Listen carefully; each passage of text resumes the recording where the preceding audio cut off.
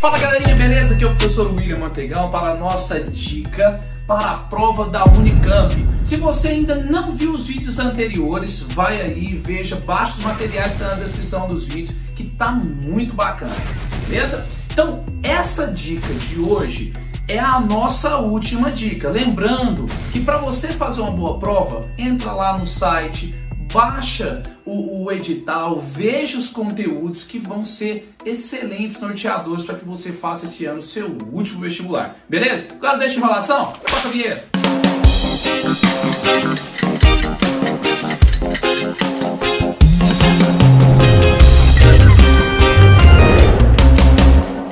Galera, a nossa dica de hoje é sobre geopolítica.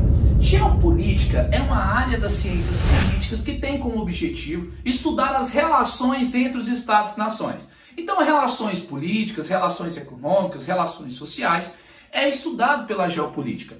A maioria dos meus alunos falam que a geopolítica é a matéria que eles mais gostam, é a área que eles mais gostam na geografia. Por quê?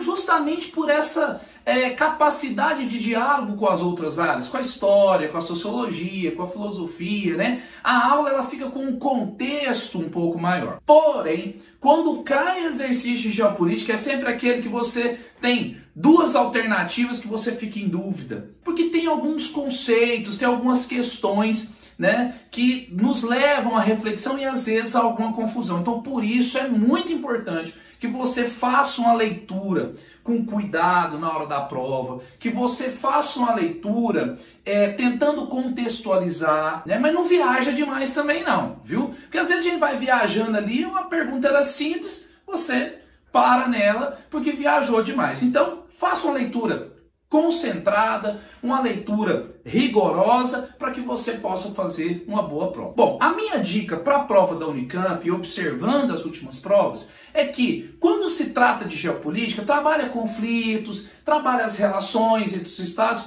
mas sobretudo ordem mundial. Ordem mundial é a maneira pela qual o mundo se organiza, do ponto de vista político, econômico, social, envolvendo inclusive questões militares. O mundo, após a Segunda Guerra Mundial, teve duas ordens mundiais. Uma primeira, né, a ordem bipolar, que é ali do período da Guerra Fria, que nós vamos lembrar que vai de 1945 a 1989. Vou parar aqui um pouquinho. Alguns autores trazem, né, a Guerra Fria até 1989, porque é a queda do Muro de Berlim.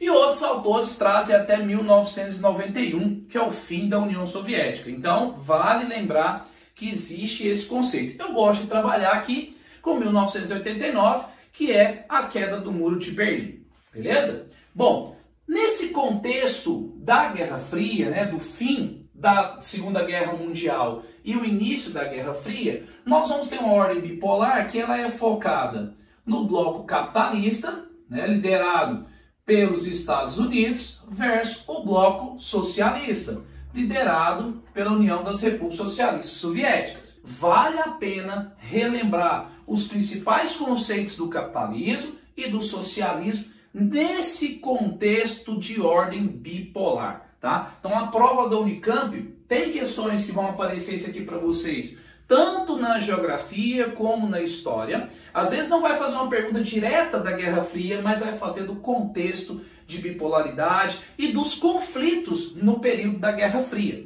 tá? Que nós tivemos alguns conflitos não diretamente entre esses dois atores, mas em regiões, por exemplo, como o Oriente Médio, certo? Então são questões importantes para vocês lembrarem. E a outra ordem seria essa ordem multipolar. Outra crítica que se tem. Ela é multipolar?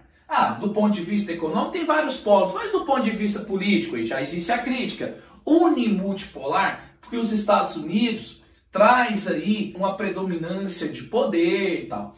Quando a gente trabalha essa ordem aqui, nós vamos lembrar do quê? Do contexto da globalização. Então, quando a gente lembra aqui, ó, de globalização, esses pontos são muito importantes. Quando a gente fala da sociedade em redes, nós vamos lembrar principalmente do contexto que nós estamos vivendo.